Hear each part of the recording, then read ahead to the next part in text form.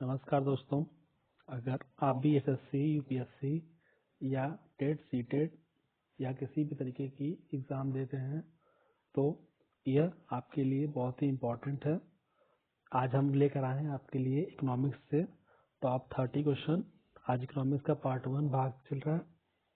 तो अगर आपने अभी तक चैनल को सब्सक्राइब नहीं किया है तो प्लीज़ सब्सक्राइब करिए और अधिक से अधिक लोगों को शेयर भी करिए। ज़्यादा टाइम ना वेस्ट करते हुए चलते हैं आज के पहले क्वेश्चन की तरफ। भारत में राष्ट्रीय आय की गणना कौन करता है? तो राष्ट्रीय आय गणना सीएसओ करता है, सेंट्रल स्टैटिस्टिक्स ऑर्गेनाइजेशन, केंद्रीय सांख्यिकी संगठन। बढ़ते हैं अगले प्रश्न की तरफ। आज का अगला प्रश्न है, सेवा क्षेत्र अर्थव्यवस्था के किस क्षेत्र के अंतर्गत आता है? तो सर्विस सेक्टर, टर्शियरी सेक्टर, तृतीय क्षेत्र के अंतर्गत आता है। जब प्राथमिक क्षेत्र की बात कहेगा तो यहाँ से प्राथमिक क्षेत्र कृषि क्षेत्र के संबंधित जो भी अर्थव्यवस्था से जुड़ी सेवाएं होती हैं वो प्राथमिक क्षेत्र में आती हैं। और जो सेकेंडरी सेक्टर की बात करेगा जब भी, तो इंडस्ट्रियल सेक्टर से जो भी रिलेटेड चीज होगा अर्थव्यवस्था में वो सब द्वितीय क्षेत्र में आएंगे। यहाँ से 3 क्वेश्चन बन सकता है। अगला क्वेश्चन की तरफ चलते हैं। अगला प्रश्न है, राष्ट्रीय आय की गणना का आधार वर्ष है? तो 1999 से लेके सन 2000 तक को गणना का आधार वर्ष माना जाता है। बढ़ते हैं आज के नेक्स्ट क्वेश्चन की तरफ। अगला प्रश्न, राष्ट्रीय आय है बाजार मूल्य का निम्न उत्पादन। जो बाजार मूल्य का निम्न राष्ट्रीय उत्पाद होता है वही राष्ट्रीय आय कहलाता है। बढ़ते हैं अगले प्रश्न की तरफ। अगला प्रश्न है, आर्थिक विकास का क्या तात्पर्य है? तो किसी भी देश, राष्ट्र का या किसी भी क्षेत्र का आर्थिक विकास की अगर बात किया जाता है तो वहाँ पे घरेलू उत्पाद में वृद्धि होनी चाहिए, प्लस आपका उत्पादन क्षमता में वृद्धि हो, प्लस वहाँ पे आय का समान वितरण होगा। तो इस तरह से जब ये सब चीजें जहाँ पे होगी वहाँ पर आर्थिक विकास कहा जाएगा। ठीक है मित्र, पढ़ते हैं अगले प्रश्न की तरफ। तो अगला प्रश्न है आज का, भारत की राष्ट्रीय आय का सर्वप्रथम अनुमान किसने लगाया था? दाराभाई नौरोजी ने राष्ट्रीय आय का सर्वप्रथम अनुमान लगाया था। बढ़ते हैं आज के अगले प्रश्न की तरफ। तो अगला प्रश्न है, वर्तमान में भारत की राष्ट्रीय आय में सर्वाधिक योगदान किस क्षेत्र का है? तो टर्शरी सेवा क्षेत्र का जो है सबसे अधिक योगदान है। यह जो है सेवा क्षेत्र तृतीय क्षेत्र के अंतर्गत आता है। बढ़ते हैं अगले प्रश्न की तरफ। तो अगला प्रश्न है, भारत में राष्ट्रीय आय में सर्वाधिक योगदान किस क्षेत्र का है? तो यह तृतीय क्षेत्र का है। इससे पहले था कि सेवा क्षेत्र का था और इसमें ऑप्शन तृतीय क्षेत्र, तो दोनों जो है एक ही है, तृतीय क्षेत्र बोले या सेवा क्षेत्र बोले। प्राथमिक क्षेत्र की बात बोलता है तो वह कृषि क्षेत्र के अंतर्गत आता है प्राथमिक, और जब द्वितीय क्षेत्र की बात होती है तो वह इंडस्ट्रियल सेक्टर आता है उसके अंतर्गत। दोबारा मैं इस बात को बता रहा हूँ, ये बहुत ही इंपॉर्टेंट है, बहुत ही बार ये पूछा जाता है। बढ़ते हैं अगले प्रश्न की तरफ। तो अगला प्रश्न है, बंद अर्थव्यवस्था का क्या तात्पर्य है? तो जहाँ पर जिस देश में, जिस राष्ट्र में अर्थव्यवस्था बंद अर्थव्यवस्था की बात होती है तो वहाँ पे इंपोर्ट एक्सपोर्ट बंद होता है। ठीक है, जैसे कि अगर राष्ट्र के स्तर की बात करें तो जब एक राष्ट्र दूसरे राष्ट्र से सामानों का आयात निर्यात नहीं करता है, बस अपने ही राष्ट्र में जो जो बनाता है, उत्पादन करता है, उसका उपभोग कर जाता है और उसको दूसरे राष्ट्र से कुछ लेना देना नहीं होता है, तो उसी को बंद अर्थव्यवस्था कहते हैं। ठीक है, बढ़ते हैं आज के अगले प्रश्न की तरफ। अगला प्रश्न है, आर्थिक विकास की दृष्टि से भारत क्या है? तो भारत एक विकासशील राष्ट्र है और विकसित राष्ट्र का उदाहरण तो आप जानते ही होंगे, जैसे अमेरिका जो है विकसित राष्ट्र के अंतर्गत आता है। अगर अभी तक आपने चैनल को सब्सक्राइब नहीं किया है तो प्लीज चैनल को सब्सक्राइब कर दीजिए और वीडियो अच्छा लगे तो इसको लाइक कर दीजिए और अधिक से अधिक लोगों को इससे जोड़िए, शेयर करिए। बढ़ते हैं आज के अगले प्रश्न की तरफ। तो अगला प्रश्न है, अर्थव्यवस्था में प्राथमिक क्षेत्र में शामिल होता है? तो आपको मैंने पहले ही बताया, प्राथमिक क्षेत्र की जब भी बात करेगा तो कृषि से संबंधित क्षेत्र होगा।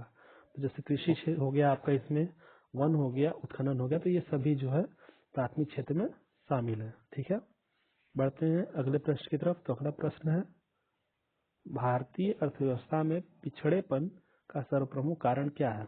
तो अर्थव्यवस्था में पिछड़ेपन का सर्वप्रमुख कारण जो है यहाँ पर अधिक जनसंख्या का होना।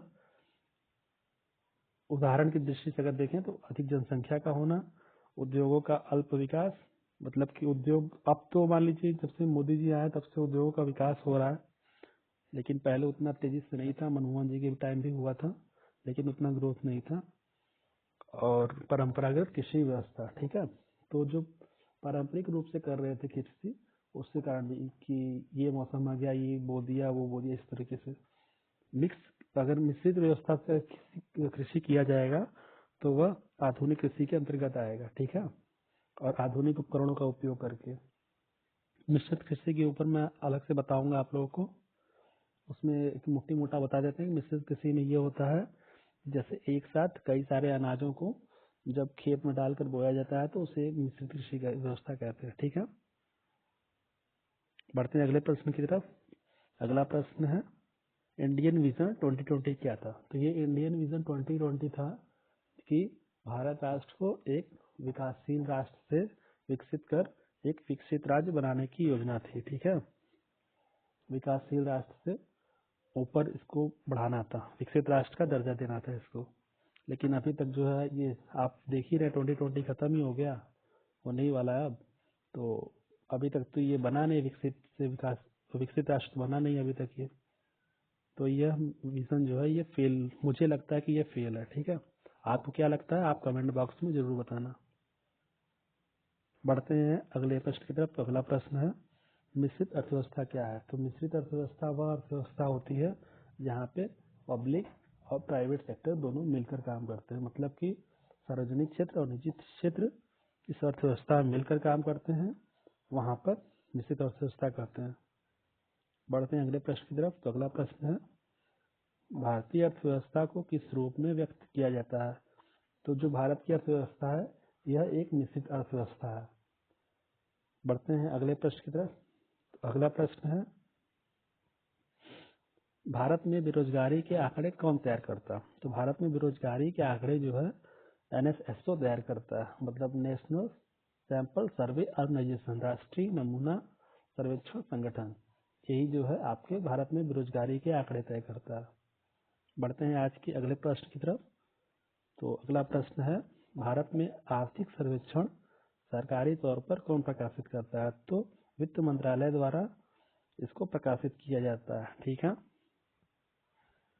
आज के अगले प्रश्न की तरफ बढ़ते हैं। तो अगला प्रश्न है, केंद्र सरकार को सबसे अधिक शुद्ध राजस्व कहाँ से प्राप्त होता है? तो उत्पादन शुल्क से जो है इसको सबसे अधिक शुद्ध राजस्व प्राप्त होता है। बढ़ते हैं अगले प्रश्न की तरफ। तो अगला प्रश्न है, भारत में कर्मचारियों को महंगाई भत्ते का निर्धारण किसके आधार पर किया जाता है? तो उपभोक्ता मूल्य सूचकांक के आधार पर महंगाई भत्ते का निर्धारण किया जाता है, ठीक है मित्रों। जो कर्मचारियों को महंगाई भत्ता मिलता है यह उपभोक्ता मूल्य सूचकांक इंडेक्स के आधार पर किया जाता है, कंज्यूमर प्राइस इंडेक्स, ठीक है। बढ़ते हैं आज के अगले प्रश्न की तरफ। तो अगला प्रश्न है, भुगतान संतुलन को के विपरीत होने की दशा में निम्न में से कौन सा कदम स्थिति सुधारने में सहायक होता है स्थिति को? तो अवमूल्यन का जो है सहारा लिया जाता है जब भुगतान संतुलन की जो है दशा खराब होती है, तो समझ रहे हैं? जब भुगतान संतुलन की विपरीत होने की स्थिति की दशा में कौन सा कदम उठाया जाता है? तो अवमूल्यन का सहारा लिया जाता है, ठीक है। और जैसे विमुद्रीकरण वाला कब हुआ था आपको पता है? मोदी जी विमुद्रीकरण किए थे, तो वो इसलिए किए थे, जो नोटबंदी था वो विमुद्रीकरण था, मतलब कि पुराने नोटों को जो जाली, बहुत ज्यादा मात्रा में जाली नोट हो जा रही थी, तो उसको नष्ट करने के लिए वो बड़ी बड़ी धनराशियों को मोदी जी ने रात 8 बजे ही उसको नष्ट किया और उसकी जगह पे नए नोटों को लॉन्च कर दिया था। बढ़ते हैं अगले प्रश्न की तरफ। तो अगला प्रश्न है, किस वस्तु पर इको मार्क चिन्ह दर्शाया जाता है? ठीक है, तो जो पर्यावरण की दृष्टि से अनुकूल वस्तुएं होती हैं उन पर इको मार्क का मुहर होता है, ठीक है। इको मार्क आप बहुत जगह देख सकते हैं, किसी भी वस्तु पर जो पर्यावरण की दृष्टि से अनुकूल हो, इको फ्रेंडली बोल सकते हैं उसको। बढ़ते हैं आज के अगले प्रश्न की तरफ। तो अगला प्रश्न है, भारत में सबसे पहले मानव विकास रिपोर्ट किसने जारी किया था? तो कौन सा राज्य था? मध्य प्रदेश राज्य जो है भारत में सबसे पहले ह्यूमन इंडेक्स रिपोर्ट जारी किया था, ठीक है मित्रों। बढ़ते हैं आज के अगले प्रश्न की तरफ। तो अगला प्रश्न है, मानव विकास सूचकांक, ठीक है, ह्यूमन डेवलपमेंट इंडेक्स में शामिल किए जाते हैं। किस किस चीज़ों को शामिल किया था?